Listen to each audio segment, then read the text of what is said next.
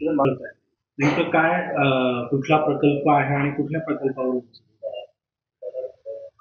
म्हणजे आमदारांतून चर्चा झाली की नाही मला माहित नाही, काय चर्चा झाली मला त्याची सखोल मला ज्ञात नाहीये किंवा मला कोणी सांगितलं पण नाही. आता तुम्ही प्रेसवाले विचारताय म्हणून मला ते कळतंय की आमदार निधीवरून असं काही फार वाद झाले नाही, कारण दादाने कुठल्याही आमदारांनी कमी करू दिलेलं नाहीये.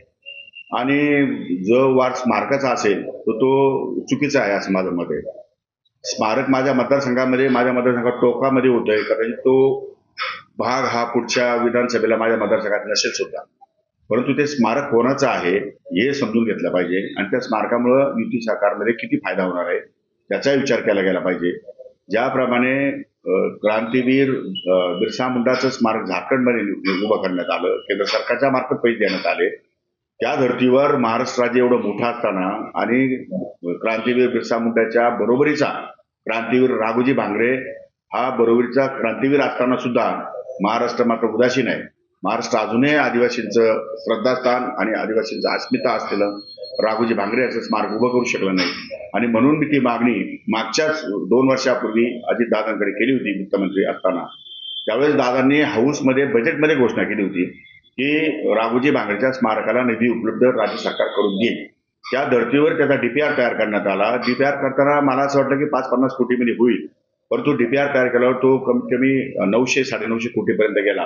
त्याचं कारण असं आहे की त्यामध्ये महाराष्ट्रातलं सर्वाधिक उंच शिखर आहे जे कळसुबाई, त्या कळसुबाईच्या शिखरावर जाण्यासाठी मुंबईवरनं दर शनिवार रविवारी प्रचंड बसेस येतात, लोक ट्रॅकिंगला जातात आणि सर्वात उंच शिखर असल्यामुळे ती जाण्याची सोय ज्येष्ठ नागरिकांना किंवा महिलांना किंवा मुलांना या ठिकाणी तिकडे नाही.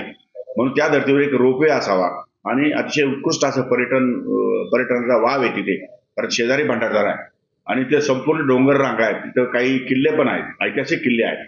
त्यामुळे तिथे खूपच मोठा पर्यटनाचा वाव आहे, मुंबईपासून जवळ आहे आणि म्हणून तिथे आपण एक रोपवे आणि मोठं क्रांतीवीराचं स्मारक या ठिकाणी करू आणि जे जे देशामध्ये किंवा राज्यामध्ये जे जे आद्यक्रांतिकारक होऊन गेले त्या सर्वांचं दालन त्या ठिकाणी आपण उभं करू, अशी ती संकल्पना होती. आणि त्या संकल्पनेच्या माध्यमातून डीपीआर तयार करण्यात आला.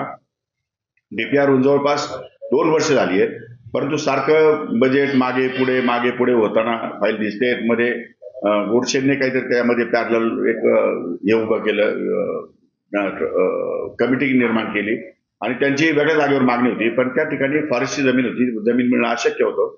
म्हणून नंतर आदिवासी आमदार 10-20 आणि गोडसे आणि मी आम्ही सर्वांनी एक कमिटीचा मिळून निर्णय घेतला की जे आत्ताच स्मारक सजेस्ट केलेलं आहे ते वासाळीच्या गावामध्ये आहे. वासाळी आणि भंडारदरा म्हणजे इगतपुरी घोटी, आपलं इगतपुरी, अकोला आणि सिन्नर विधानसभाच्या मतदारसंघाच्या बॉर्डरवरती ते जागा असल्यामुळे त्या ठिकाणी आदिवासींचं अस्मिता असलेलं प्रेरणास्थान असलेलं एक स्मारक मोठं व्हावं आणि पर्यटनाला मोठ्या प्रमाणात तिथे वाव मिळेल, आदिवासी समाजाच्या तरुण बांधवांना काम करायला संधी मिळेल, या धारणेपोटी त्या स्मारकाची मागणी माझी राज्य सरकारकडे आहे, होती आणि राहणार आहे असं वाटते, असं दिसून आहे.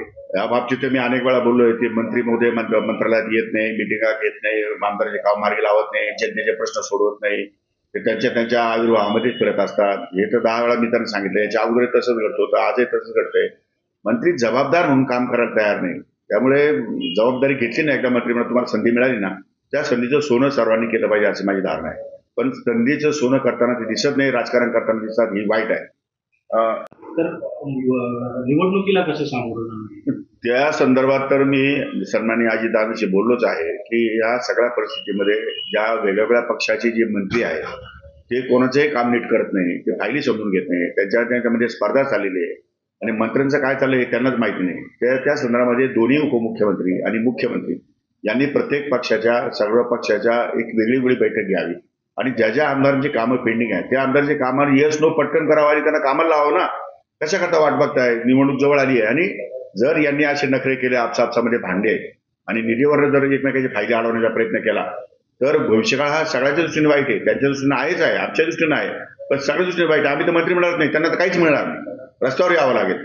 त्यामुळे त्यांनी अजूनही वेळ गेली नाही, अजूनही सुधारावं मंत्रिमंडळातील सर्व मंत्र्यांनी आणि लोकाभिमुख काम करावं, लोकाभिमुख कार्य करावं. आमदारांना ज्या काही गरजा आहेत किंवा ज्या काही मागण्या आहेत त्यांच्या त्या समजून या ठिकाणी सगळ्याला बोलून आणि त्या फायली क्लिअर कराव्या अशी माझी मागणी आहे.